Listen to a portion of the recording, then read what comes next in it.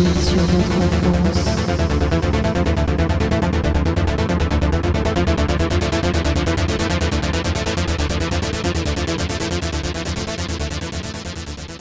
Bienvenue dans J'irai cracher sur votre enfance, le podcast qui malmène vos souvenirs et votre nostalgie. Je suis Burn the Witch. Et moi je suis Nico. Et aujourd'hui, on va s'attaquer à un film vraiment culte, ouais. vraiment culte et kitsch. Qui s'appelle Rambo 2. Rambo 2, film de 85, réalisé par Georges Cosmatos. Ouais, j'en perds mon latin. Tout de suite, on va écouter un petit extrait sonore pour vous remettre un peu le film en tête et un peu l'esprit de ce film. La bande-annonce carrément. A rejoint les forces armées le 6 juin 69, enrôlé dans les bérets verts. Pilote et interprète qualifié.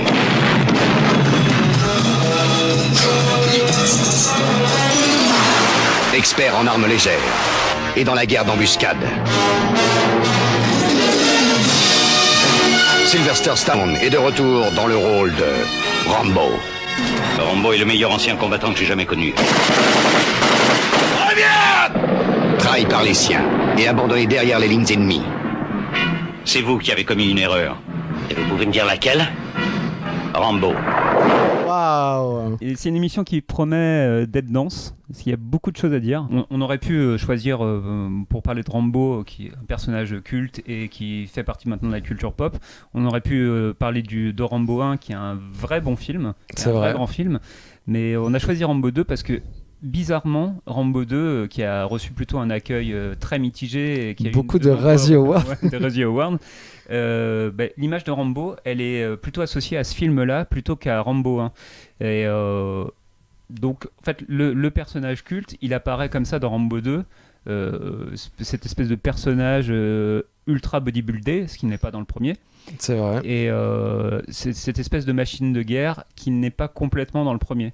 Enfin, qui est évoquée, mais qui ne l'est pas complètement. Et Non, là on a vraiment tout ce qui trait en fait aux années 80 avec ce fétichisme sur les corps. On a par exemple une grosse différence entre les corps des Vietnamiens et des Américains. Les Américains sont super caisses, les Vietnamiens sont tout chétifs. Ah oui, les mais Russes aussi sont caisses. Donc Les c'est un Russes peu sont pour donner un peu les blocs comme ça, où tu as les Russes d'un côté, les Américains de l'autre qui sont un peu surpuissants, et les Vietnamiens au milieu.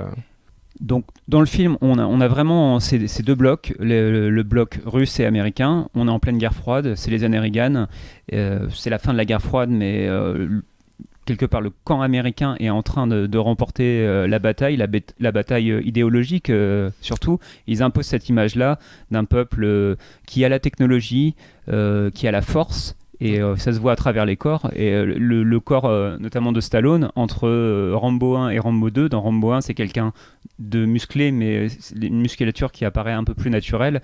Dans le 2... Voilà, il est complètement bodybuildé. Ouais. Ça participe aussi à exporter un peu ce mode de vie, entre guillemets, où on est musclé, on est bronzé. Parce que il est quand même très bronzé aussi dans ce film. Hein. Ouais. Très huilé aussi. Ouais, il y a un peu la culture du surhomme, enfin en tout cas ce mythe du surhomme qui apparaît. Seul contre tous en plus. Hein. Voilà, et à travers finalement ce corps-là, enfin c'est le surhomme qui va... c'est ce qu'on retrouvera plus tard dans les années 2000 avec les films des super-héros. Ouais, c'est vrai. Et il y a aussi deux idéologies différentes. Il y a le communisme qui, lui, parle d'un groupe, d'un rassemblement de plusieurs personnes, et contrairement au capitalisme qui, lui, raconte souvent le destin à travers une seule personne, et qui va être symbolisé par Rambo, en gros, qui, à lui seul, peut renverser une armée, littéralement. C'est vrai. Un peu comme Coluche qui peut renverser un régime totalitaire dans Banzai. Exactement.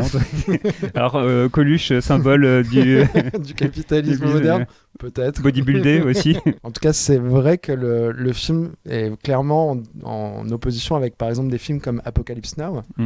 Tu vois, on a une vision assez réaliste de la guerre. Et là, on tombe carrément dans un autre délire, quoi.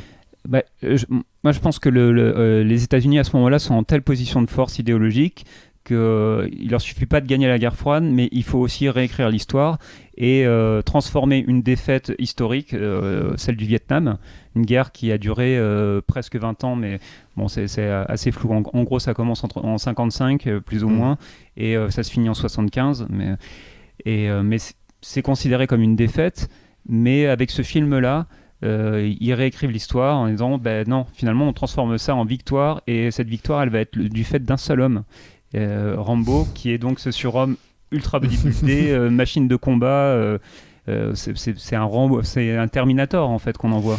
Qui connaît mieux la jungle que les Vietnamiens. Hein. Je sais pas, il y a une scène où ils les tuent tous dans la jungle. Ouais. En fait, les Vietnamiens, t'as l'impression que c'est des touristes américains qui se baladent dans la jungle, et puis lui il connaît tous les recoins dans lesquels il les emmène pour les tuer. Si on revient, alors on va revenir peut-être un petit peu sur le scénar du film en 2-3 lignes, mais en gros Rambo qui est dans un camp de travaux forcés suite aux événements du premier, le premier qui lui, il y a encore des restes des années 70 où on parle d'un homme brisé par la guerre, qui revient et qui se fait pourchasser. Ouais. Donc là, ça évoque plus Voyage au bout de l'enfer, Apocalypse Now au niveau de la folie. Dans le premier, c'est aussi un homme qui peut pleurer, qui a le droit de pleurer, chose qui n'est plus après. Enfin, dans ce film-là, il pleure très rapidement, mais on voit pas trop ça. On voit surtout sa colère après avoir pleuré. Oui, puis c'est des hommes sans peur surtout. Il a jamais peur, alors que dans le premier, il y a des moments où il a peur. Ben, c'est quelqu'un qui tremble et qui est traqué. Le début du premier est très dur parce qu'on le voit revenir en gros du Vietnam et être considéré comme un vagabond, comme un moins que rien. Mais c'est un film qui parle vraiment d'un humain, alors que là on est vraiment au-delà de l'humain. Et donc bon, il est dans ce camp de travaux forcés. Le colonel Trotman, qui est un peu son père de substitution, il vient le chercher pour une mission pour retrouver des soi-disant prisonniers dans des camps. Il doit chercher des prisonniers américains qui seraient toujours au Vietnam, alors qu'on est censé être en 85, que la guerre est terminée depuis 10 ans. Mais la guerre n'est pas vraiment terminée. Non, pour lui, elle ne sera jamais terminée, puisqu'il y a une de ses grandes phrases, tant que je vis, la guerre vit. Il y a plein de grandes phrases dans ce film, d'ailleurs. Et donc il est censé juste prouver qu'il y a encore des prisonniers, prendre des photos des camps, mais évidemment comme c'est une machine de guerre, lui il va décider de libérer ses prisonniers, même contre son commandement, qui ne veut pas d'une nouvelle guerre au Vietnam. Il va tuer tout le monde du coup. Voilà. Et donc spoiler, il va tuer tout le monde. Et c'est assez amusant parce que, enfin, si on peut dire que c'est amusant, parce que ça réécrit l'histoire, mais puisque il y a eu vraiment aussi une polémique à l'époque quand le film est sorti. Le gouvernement vietnamien, qui avait 10 ans d'existence au moment où le film est sorti, a parlé évidemment de propagande américaine, en disant qu'il n'y avait plus de prisonniers américains au Vietnam, que ça n'aurait aucun sens et que ce serait très coûteux pour rien. Et ils ont interdit donc la sortie du film au Vietnam. Donc c'était une république démocratique communiste qui était en place depuis 10 ans. C'est sale rouge. Et ce qui est assez fou, c'est que ça fait apparaître les Américains pour des victimes dans cette guerre-là. Et c'est là où je voudrais amener un petit peu des chiffres sur la guerre au Vietnam. Donc, allez, vas-y. Des chiffres officiels. Donc oui, dans le bilan de la guerre au Vietnam, du côté des Vietnamiens, il y a eu le chiffre officiel parle de 2 millions de Vietnamiens tués. Ah ouais. Et ça c'est le chiffre officiel, et le chiffre probable, ça serait entre 3 et 4 millions de victimes. Et au début des années 2000, il y a eu un sondage réalisé auprès des Américains en leur demandant combien de victimes il y avait au Vietnam selon eux. Et eux ils estimaient qu'il y en avait 100 000. Ah ouais, voilà, ouais. Alors, en même temps, ils pensent que le Vietnam, c'est en Europe et que c'est à côté de Paris, sûrement. C'est la Russie, peut-être. Et que la Russie, oui, c'est à côté de Paris. Et au niveau des pertes américaines, les chiffres officiels parlent de 58 281 morts, et 153 372 blessés et 1584 disparus. Donc, au niveau de l'échelle, on parle de au minimum 2 millions de morts. Ouais, c'est vrai. Officiels. Et de l'autre côté, on a des pertes qui sont quand même beaucoup plus réduites. Et pourtant, au cinéma, c'est souvent traité comme un drame au niveau des soldats américains, mais jamais vraiment des populations civiles au Vietnam. En tout cas, dans les années 80, il ne sera plus question de ça. On doit parler des soldats américains des anciens soldats qui sont maltraités par la population américaine quand ils reviennent, qui sont mal vus par tous les mouvements pacifistes. Donc on peut considérer aussi que c'était des victimes parce que les gens étaient enrôlés de force, mais je ne sais pas si c'est le drame le plus grand qui ait lieu pendant la guerre du Vietnam. Moi, ce qui me choque aussi dans ce film particulièrement, c'est que dans la représentation de la guerre, on n'est vraiment pas à la guerre. J'ai l'impression que surtout dans la première partie, on est limite dans un camp de vacances, un peu un camp d'aventure. T'as pas eu cette impression-là où je me suis dit, si je regardais ça enfant, en fait, moi, j'avais limite envie de participer à... Tu sais, t'avais la possibilité d'être un peu crado, t'avais un arc. Je trouve que la première partie, elle fait un peu... t'as envie d'y être, limite. Je veux en faire partie. C'est vrai t'as le droit de te salir, de casser des cailloux. Ça n'a pas l'air si horrible que ça, oui. Tu vois, il a le coutelas un peu de Rahan. Tu sais, il y a un peu toute cette imagerie, t'as des explosions partout. Et ça va un peu loin, mais genre même la scène de la torture, t'as l'impression que c'est un peu de l'électrostimulation de sport, quoi. Comme ça. Electrolac avec le Vamour. C'est ça, voilà. Bon, il a l'air musclé. Il peut regarder, en regardant le téléshopping, il peut se faire aussi ses plaquettes d'abdos. Tu vois, alors peut-être qu'il se faisait ça. D'ailleurs, je pense que c'est une des plus grande scène homo-érotique que j'ai pu voir cette année. On est en début d'année là, mais de ma vie. Donc on a son corps qui ruisselle. Crypto-gay, donc. Crypto-gay, on peut le dire aussi comme ça. Il faudrait voir avec Top Gun, ça doit se jouer entre les deux. Mais il y a son corps ultra musclé qui est en position christique. Il se prend des impulsions électriques et il ruisselle comme ça. Et puis il a l'air de prendre quand même une sorte de plaisir, je pense, dans la douleur. Et puis après, il prend le russe, il le retourne et il le met aussi sur le Toi truc aussi, électrique. goûte ce plaisir. Et apparemment, en tout cas, il survit à ça. En tout cas, il y a une charge érotique assez forte dans ce film qui se veut pourtant, je dirais, 100% hétéro et 100% testostérone. Ce qui n'était pas le cas dans les films que tu as cités, notamment Voyage au bout de l'enfer. On n'a pas cette charge érotique pendant la scène de la roulette russe, par exemple. Complètement pas. Et pour parler d'une différence assez flagrante, Voyage au bout de l'enfer, c'est peut-être un des plus grands films qu'il y a eu sur la guerre et un grand film tout court. C'est vrai. Mais ce qui est intéressant, c'est que dans les années 70, les Américains sont capables d'avoir du recul sur ce qu'ils ont fait. Très, très rapidement, ils sont très réactifs. Et dans Voyage au bout de l'enfer, il y a d'abord, on voit comment des gens sont enrôlés et où ils vivent avant, et on voit qu'on envoie finalement les prolétaires aller combattre en leur promettant autre chose, quoi, un ailleurs. Et la première scène qu'on a au Vietnam dans Voyage au bout de l'enfer, c'est qu'on voit l'horreur de ce qu'ils font sur les Vietnamiens. Et après, de notre côté, on a aussi l'horreur de ce que subissent les prisonniers américains avec les Vietnamiens. Et dans une autre partie, on a la folie provoquée par les horreurs commises dans les deux camps et comment ça impacte à la fois les familles qui sont restées aux États-Unis et ceux qui vont revenir, qui ont perdu la raison. Donc en fait, on a tout le spectre de la guerre d'avant, pendant et après. Et alors que là, on a cette vision totalement unilatérale de le héros américain qui vient sauver les pauvres prisonniers américains qui sont des défendeurs de la liberté. Évidemment, au Vietnam, ils viennent défendre la liberté et pas des intérêts américains ou combattre les Russes avec chez des tierces personnes. Ah, ils viennent défendre la liberté en faisant la promotion aussi de leur Coca-Cola qu'on voit quand même. Je pense une fois tous les 2 plans, oui, t'as quand même un mec qui sort une canette de Coca en disant il fait chaud ici, il me faut un truc frais, donnez-moi un Coca. J'ai halluciné le placement de produit pour Coca. Autant Retour vers le futur c'était Pepsi, autant Rambo c'est Coca, quoi. Oui, il y a 2 écoles comme ça en 85. Et oui, il y a littéralement un distributeur de Coca qui est présent sur beaucoup de plans.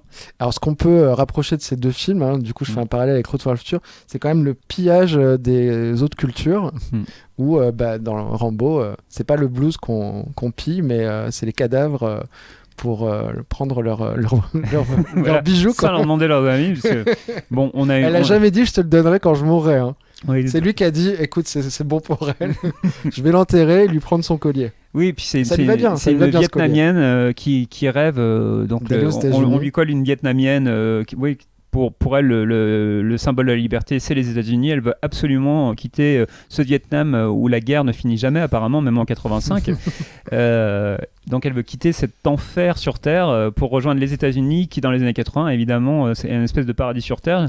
En même temps, elle est très raccord, hein. Moi, j'ai vu, elle a un maquillage permanent. Donc déjà, elle fait très californienne, quelque part, un petit peu artificielle comme ça. Même quand elle meurt, elle a encore du mascara. Oui, c'est vrai que le maquillage ne coule pas trop, Non. donc vraiment une bonne qualité de maquillage, certainement, un maquillage américain. Je sais pas, je pense qu'il est pas vietnamien. Et alors, ce film, je trouve la carrière de Stallone, je dirais qu'elle est presque plus intéressante que celle de Schwarzenegger, parce que Schwarzenegger, il a fait peut-être plus de bons films, mais je trouve que la carrière de Stallone, elle raconte l'évolution des États-Unis. Oui, c'est vrai. Et, Ouais. Tous les films sont un miroir avec ce qu'il vit aussi. Et là, je pense que c'était devenu aussi une tête de gondole de l'idéologie américaine, peut-être à son corps défendant, peut-être que je sais pas dans quelle mesure il était conscient de ça. C'est à peu près la même période où il fait Rocky 4. Oui, non, je me demande si c'est pas la même année où ça se joue à un an près, mais en tout cas, oui, c'est la même période, Rambo 2 et Rocky 4. Tu vois, où il devient quand même ce symbole de l'Amérique triomphante. Et est-ce que lui-même s'interroge un peu là-dessus? Enfin, tu vois, dans sa filmographie, il y a toujours, même si c'est pas très subtil, il s'interroge quand même toujours sur lui, ce qu'il ressent en tant qu'homme aussi face à tout ça, quoi. Même si c'est pas subtil, hein, j'avoue. Mais non, mais moi je pense qu'il est. La fin est quand même un peu, est censée être un peu. C'est bizarre parce que ces deux plus grandes sagas à lui, donc c'est Rambo et Rocky, et dans les deux premiers volets de ces deux sagas, il y a, c'est quelqu'un de très humain. On peut s'identifier à lui. Il représente plutôt les losers un peu. Les losers, les gens modestes. C'est très visible dans Rocky 1. C'est vraiment quelqu'un du peuple qui est analphabète un peu. Voilà, mais très sympathique. Et là, donc, que ce soit Rambo 2 ou Rocky 4, il fait plus partie du peuple. On est vraiment, c'est un surhomme. C'est le symbole. C'est une arme quelque part, une arme de destruction massive des États-Unis pour détruire le communisme. Ouais, c'est ça. Et pour montrer que ça y est, le triomphe est là et que tout va bien. Et il y a plus cet aspect critique en fait des États-Unis. Le seul côté critique qu'il y a dans la dernière réplique du film. C'est tout juste si on n'a pas eu un film de Stallone, c'est qui battrait aux échecs Kasparov. Parce que genre dans le sport, il les bat, dans l'armée, il les bat. Il manquait plus que le. Ouais, s'il avait enchaîné plus rapidement les Rambo, je pense qu'il le faisait ça. Ouais. Et la phrase finit un peu sur. Le film finit sur cette phrase. Le seul truc qu'il désire, c'est que son pays l'aime autant que lui l'aime. Enfin, il généralise ça sur les anciens soldats, les anciens combattants. Donc voilà, c'est le seul qu'est-ce que truc qu'il tu désire. veux, Rambo? Tout ce que je veux, c'est ça, quoi. Et c'est très étrange cette phrase parce qu'on est censé aimer quelqu'un qui vient de massacrer des centaines et des centaines de personnes. Parce que autant dans le premier dans le premier Rambo, il y a cette idée de survie et il est traqué par les siens. Oui, et puis ils sont plus. Enfin, là aussi, ils sont plus que lui. Ouais. Et là, vraiment, il tue plein de gens qui, a priori, pas forcément en guerre, mais non, eux, ils font des centaines. Eux, ils font des prisonniers. Hein. Ils tuent personne, les Vietnamiens, dans l'histoire. Bah c'est ça. Et puis bon, des prisonniers qui sont là depuis 10 ans, je les trouve plutôt en bon état. Ouais, ils ont un peu des cernes, tu vois, mais ça va. Il y a certaines personnes qui ont perdu un peu des dents, mais lui, donc, tue des centaines de personnes, mais il faudrait quand même qu'on apprenne à l'aimer pour ça. Donc ça envoie un message très très étrange et c'est devenu un peu aussi le symbole de ce film, de tous ces films d'action où on tue plein de gens et ça n'a aucune conséquence. Non, la vie d'un Vietnamien vaut beaucoup moins que celle des Américains et on l'a vraiment littéralement à l'écran, quoi. Et je pense qu'il va falloir quand même pas mal d'années et bizarrement par le biais comique par Hot Shot 2 notamment, que le cinéma, en tout cas qui est censé pas être si politique que ça, va prendre un peu cette idéologie et s'en moquer, quoi. Mais alors, ce qui est intéressant aussi maintenant il y a 5 films Rambo, ouais, c'est vrai. mais en fait, dans cette saga là, c'est que dès le 3, alors le 3 il y a un côté vraiment ridicule, hein, ça se passe en Afghanistan et il y a un moment où il se bat, il est face à des chars et puis il abandonne pas. face à des chars d'assaut, ça n'a aucun sens. Mais bon, voilà, c'est un super-héros. Du coup, il n'est pas avec les talibans. Il n'est pas avec les non, il est avec les combattants, avec Massoud. Ah d'accord, je croyais qu'il... Et il y a un message qui est déjà un peu plus fin que dans le 2. Donc on voit qu'il y a une espèce de prise de conscience, et c'est au fur et à mesure, c'est vraiment l'évolution de Stallone en tant qu'être humain et en tant qu'acteur. Ouais. Au début des années 90, il a déjà accumulé quand même pas mal aussi d'échecs. Et je pense qu'il y a déjà plus de réflexion sur ce qu'il est et sur ce qu'est l'Amérique. Tandis que dans les années 80, il est en plein triomphe. Comme l'Amérique, effectivement. Et donc, il n'y a pas de question à se poser parce que de toute façon, les winners, c'est eux. Et l'année 90, ça sera la décennie de la gueule de bois. Ouais. Mais peut-être qu'on en parlera dans un prochain podcast. Ouais, certainement.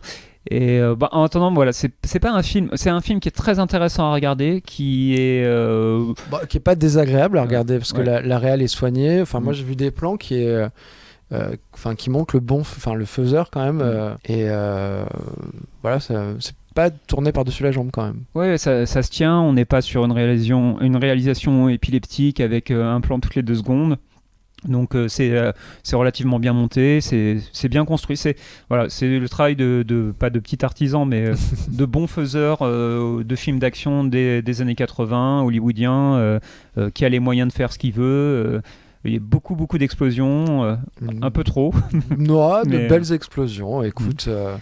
Mais voilà, comme pour le reste, c'est toujours bien de le regarder en se posant quelques questions et en réfléchissant aussi au fait que ça se passe si anodin que ça. Nous, on vous dit la semaine prochaine. Bah oui, voilà, comme promis.